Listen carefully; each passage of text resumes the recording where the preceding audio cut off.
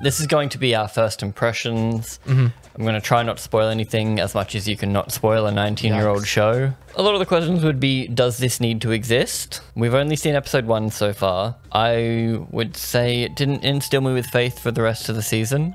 It's in episode 1, so it's tricky. I think there's just a lot of exposition. Every character and every scene. And I don't know if it's because they're obviously going to be doing like a few episodes per Netflix episode. It's like they have to compress how much story and lore they can put. When it's over 3 or 4 episodes, it feels kind of natural because you can weave it in. But when it's, you know, over 1 episode of a Netflix show, it almost feels like every scene or every other scene is a bit exposition-y. Pretty much the full hour is exposition. Yeah, it puts a little dampener on the first episode. There's a couple of little breaks between exposition dumps, but it's an hour of exposition. And I think it's a problem with most fantasy shows in the modern day is you either end up not knowing any idea of what's going on because you're just confused the whole time because they haven't explained anything.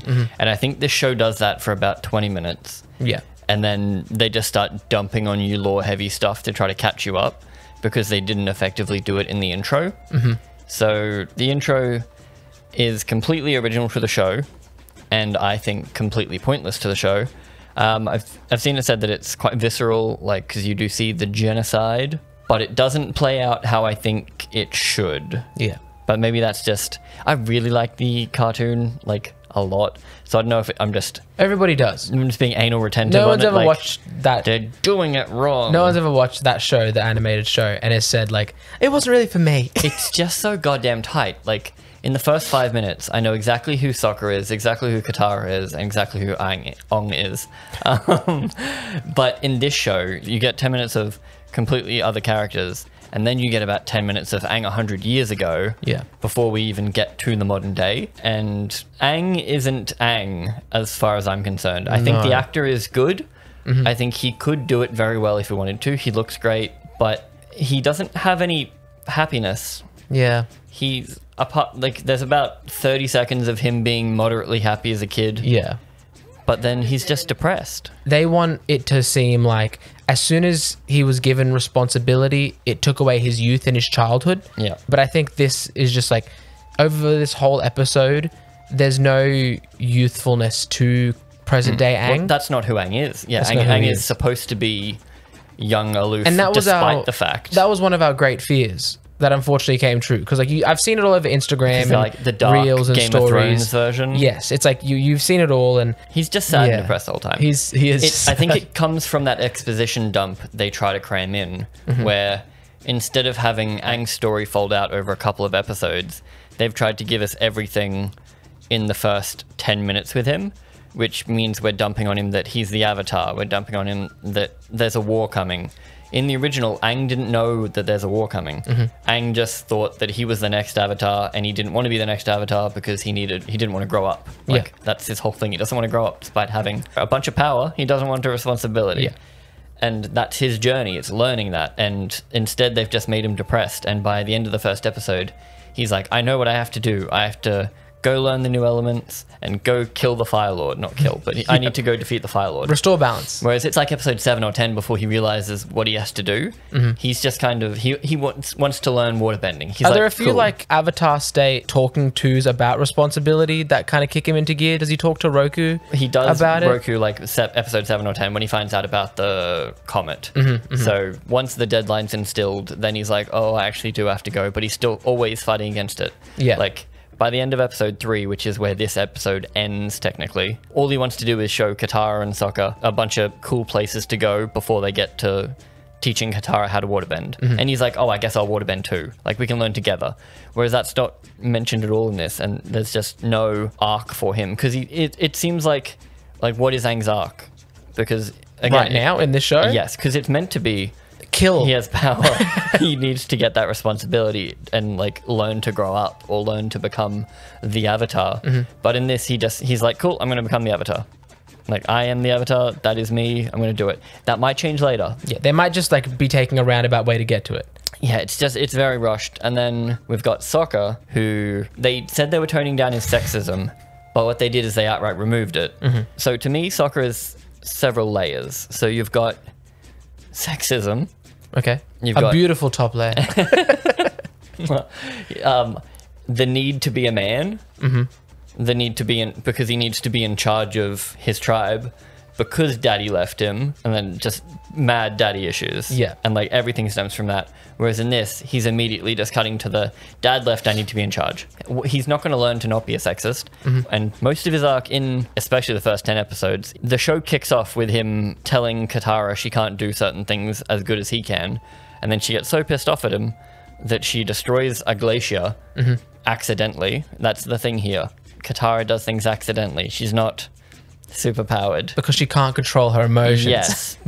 That emotion comes out as destroying things, like the way firebenders do things. Like a lot of bending comes out of anger because that's what it is. Instead of that, and then her wanting to rescue a boy in the iceberg, it's basically like they get caught in a rip, maybe. Yeah, something happens, or the like the Avatar sucks him in. Yeah. And then he just breaks himself out and then passes out. Like, you're just skipping over a bunch of stuff unnecessarily. Like, basically, I don't think anything they're doing is better than what we had originally. I don't think it's ever going to be, and I think we can't compare it to that. We probably shouldn't, yeah. I need to see an outside perspective. I need to see what a complete Avatar newbie thinks. I want to know whether this show works as is, or whether that first episode does feel exposition dumpy, or whether even after that first exposition dumping, no one understands anything. Whereas, like I said, in the first 5 minutes, you know, like, Sokka's being hella sexist. Katara is unsure of herself, but knows she needs to be powerful. But also has like this nurturing side as well, she's a mum. you know? She's the mum of the group. In this, Katara's hiding her waterbending. She has to hide it just in case a firebender sees it. Yeah, like, wouldn't you notice if there was a firebender around while you're waterbending? Like, how often are they coming to the South Pole? Well, she said we haven't seen them for many Yeah, years. exactly. So it's just weird. And they're going to the fire ship, the reason her mum died, whereas, like, that was a big sore point and that was forbidden.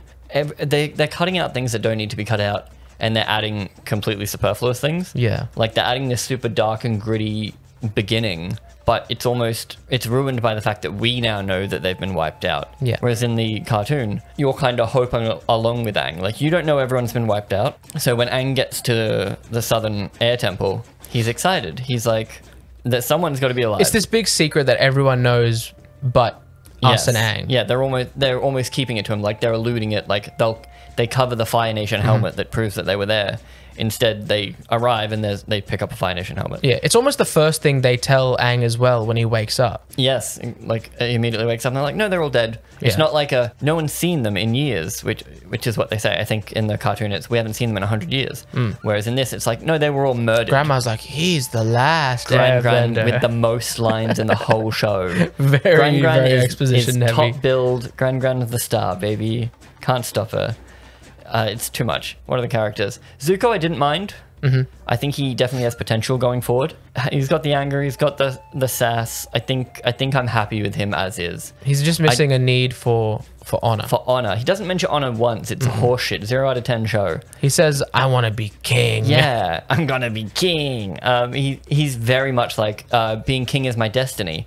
Whereas, no, you have daddy issues. Yeah. You have the same as Him Sokka. and Sokka almost have like, it's not mirrored, but they have like almost the same journey of having daddy issues, but they solve it in different ways. They become their own person. Like, yeah, Zuko learns like to, I guess, become his own man and to go on his own destiny and stuff. And Sokka learns to become a man himself as well, and like to become a leader, not through like being his father, but becoming, exactly, you know. yeah, he doesn't need to be a warrior. He can be him.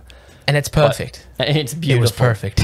But instead he wants to be king, which removes the whole redemption arc. Instead he's kind of just like, oh, I guess it's still redemption, but it doesn't feel as deep. Like, just a want to be king, like, what is that? He wants more power? Like, where does that come from? Yeah. Whereas a need for honor, like, it's always the honor thing. This is just like he wants to prove himself. Yeah, exactly. In the show, in the original, it's hard to cartoon, yeah. He needs to do this just to get back to step 1 where he was before he got banished. Just so that people stop hating him. Yeah, but like in his eyes, if he does this, then it's like back in line for the throne, baby. Iroh, another character that I don't think they did well. Again, I think he could be good. The actor's good. It's just they don't give him anything to do. Like, he has less lines than Gran. He doesn't really come across as wise. He more just tells Zuko what to do occasionally, but like lightly, and doesn't really seem to care. There's no aloof. There's no fun. It's a quick mention tea. Mention jasmine tea. He loves jasmine tea. He loves tea. It's like cool, like that. But yeah, he's supposed to be like fun loving and take the seriousness away. He's the only firebender you see who isn't angry. Every firebender in the show is just so angry. And that's because Iroh's already had his arc when they show, because they're always talking about the Siege of Ba Sing Se. Like, he was a warrior. He was the dragon of the West. East? He was the dragon. He was the dragon. And then his son died, and he's like, oh, war bad. Yeah. And then he's mellowed out, and he gave up the it's throne. Like Iroh has seen, for some reason, he's the only one who's seen what war has done for everybody. He can see like the world holistically, but like in this show, and I'm sure they'll reveal it, but it's just like he's just obviously helping Zuko get to his goal of, I don't know. Yeah, it's much less of a mentor role. Just he's a guy that's there. Yeah. And Zuko doesn't seem to respect him at all. Like in the cartoon, you get like he speaks like he doesn't respect him, but obviously he's still there and he's still talking to him and he's asking advice, even if he gives that advice and he's like, I don't like that advice. Shut up, old man. And then like scurries away in his little rage cage. He's an angry little boy. And Iroh's always had these layers and this depth. It's not like we're getting him confused with like the later season Iroh. You know, when you find out that his son died and stuff like that, and you learn that he is like a lot more deeper, and you see that he has a lot more like emotion towards Zuko than like what's initially shown. It's like you could always see the depth, but you didn't know why. But eventually, but there, even in like from when you first meet Iroh, you can see that there's something about him that's very different to like every other mentor. I'm gonna say two hella controversial things. I think Aang in an M. Night movie is better for a lot of the intro. He's a lot happier. He wants to do fun stuff. And when they get to the Southern Air Temple, he's goofing off, running around, having fun. Sue me. And they do Iroh better. I can't even remember Iroh being in the original. In fairness, he is much less Which of a Indian role. man was he? Yeah, in fairness, he's in it a lot less. But I think he comes across more of that wise aloofness. And he's like, calm down, Zuko. It's cool. Like, we're doing it. Whereas in this, they kind of just use him to exposit the fact that he's the prince. He's like, okay, Prince Zuko. Okay. Remember that time you got banished? But he's yeah, like, me too. I don't know if doing this is going to get you back there. The king really isn't expecting you to like win this. Yeah, then Zuko looks the camera dead in the face and he's like, I have to do this with both of his king. visible eyes and no scar. Yes, his scar is like this big. It's like two fingers big. He has an eyebrow. I don't think he should have that eyebrow. Zuko's scar needs to be this big. Yeah, minimum. He needs to have burnt half his face that man's off. face up. Like a third of it needs to be. Because his dad point blanks him in the face. Yes. I can't see a world where he does this and it just this bit gets burnt and not the rest of it. Airbending is now the Force. But it's also you can season fly. 3 of Legend of Korra airbending. I am become wind. Yeah. First thing you see of Aang, he's just like... He's flying too much, my guys. Like, the whole thing is he needs the glider to be able to maneuver in the air. Momentum. He can create like wind air and currents and stuff. They looked at him and they're like, yeah, spider wings. Like, and then he just like kind of hovers around everywhere. That's your problem with Spider-Man too. Yeah, it's coming back. I'm angry. Yeah, airbending's a bit weird. He uses it like the Force. Yeah, and in the episode. I'm kind of not happy with bending at all. In the intro, it's done a little bit better. Earthbending was a bit weird. It's like it needs to be like channeled. Like he needs to like charging it up. Whereas like and you see it in the show, and I know we can't keep comparing it, but do you remember like the earthbending tournament where we meet Toph? Yes. And people are doing bending just by having their feet touching the ground, especially Toph, but she's like a super prodigy anyway. But you don't need to be touching the ground with your hand. We're going to get a boomy fight later on. And I've seen a clip from that. It doesn't look... They're old people makeuping again. Gran is a young-ish lady with old lady makeup on, and I don't know why. Just hire a goddamn old person. It's so distracting. The grandma from Echo would have been great. Yeah, she was old as shit. Speaking of things that are distracting, the goddamn volume screen. Yeah. Everything is shot on the volume. Thanks for pointing that out to me. There's no real... They didn't build any sets, I swear to God. The whole thing was just shot on the Mando screen. Because it's way more obvious sometimes than others, but you end up with the whole shallow depth of field look that Percy Jackson, the new one, had that I hated. Every shot everything's just way off in the background. Everything's way off blurry. Whereas if you watch any movie where they build sets, they want to show those sets Everything's off. in focus, Yeah, right? they want to show those sets off. They've got lighting control. It's literally, if I stood in front of this right now, it's like, yes, there is a screen behind me, cool. And it's just very, very distracting. Every room is a circle. The Air Nomad Village, it's literally like a 2 foot by 2 foot square that the two main actors are standing in, and then everyone else is a CGI extra being like, I'm doing airbendy stuff. And then Katara's standing in the middle of the Fire Nation ship that's supposed to be illegal, but it's no longer like dark and moody with corridors and steel everywhere. It's like really oppressive. Whereas in this, it's a little bit of metal in a big circle. Oh, that's handy. It's a big circle, so they're going to just put the volume screen around it. That's so nice. So that really annoyed me. Didn't love that. What about CG Aang towards the end of the episode? Weird. Why did they need to do that? Yeah, It's not even spoilers. Again, we can't spoil the show. This is for people that watched the cartoon. When Aang goes in his avatar state, he's CGI for some reason. Like, very interesting. But like his whole body, not. They didn't wire work him. They just decided. They didn't just like CG like this part of his face where he needs to be avatar stated. Like, it's close. It's not the worst CG double I've ever seen, but it's like, uncanny enough that you're in the uncanny valley and you're just like, why does he look weird? I don't like that. I think it's the lips mainly. It's because like lips are complicated. I get that, but I feel like it's that they made his head like bulbous for some reason in the CG. Like, just and the eyes, string the eyes up. couldn't be good. String the guy up. Just you have an actor, use him. Sokka's 3D printed club looked like goddamn shit. It was hilarious. Use it, make it out of bone, make it more realistic. Yeah, do like, something. I don't know why they couldn't. It was just like perfectly chiseled edges and ball. One thing I'm worried about with the show is because they're adapting a few episodes into one Netflix episode, I don't want them to stray away from similarities in those episodes that they're adapting into one, because it's like, oh, we already seen that. In the show, it's like there was 2 episodes in between that happening, or at least like a whole episode. And so it's like, and going into the avatar state, for example, when he's meant to do it in episode 2, and then he does it again in episode 3. First time's to save his life. Second time is because he's angry. Yeah. But they skip the first time because they're about to do it in 3 minutes. Because episode 3 is contained within 5 minutes at the end there. So we get made up stuff for about half an hour. M. Night Shyamalan did the monk scene and stuff better. Yeah. And this was the adaptation that we needed.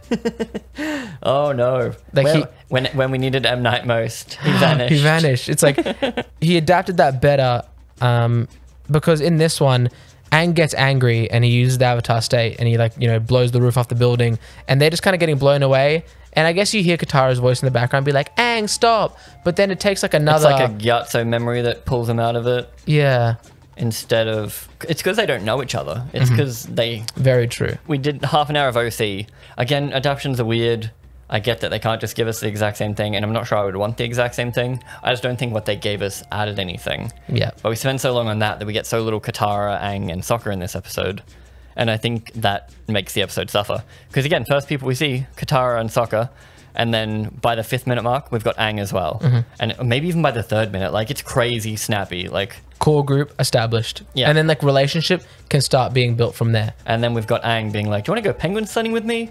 Like immediately. And we're like, boom, happy-go-lucky Aang. We get that for like a full episode before they kick him out. But it's just, I think the pacing's just off. Yeah. And I think that's going to probably be a problem the whole season because of the way they've shown stuff. We'll hang on. We'll see what it's like, you know. We're going to watch it, yeah. We're going to watch it anyway. You got our money, Netflix. Would you guys like to watch a full hour of us talking about the show beat by beat? Like a commentary track? I'm tempted to talk about it literally as the show goes. I have so much to say. Obviously, we can't show it. But I feel like I have something to say about every single moment in the show. And I will do that if you will watch it. If at least 2 people will watch it, I'll do it. That's how little self-esteem I have. No, you gotta do like the cringy YouTube thing. If we get 500 subs, if we get 1 like on this video, then we're gonna do commentary tracks for this. 1 like and I'll kill myself. Fine. Liked by you. Liked by me. No. Okay, let us know, guys. Thank you. Subscribe.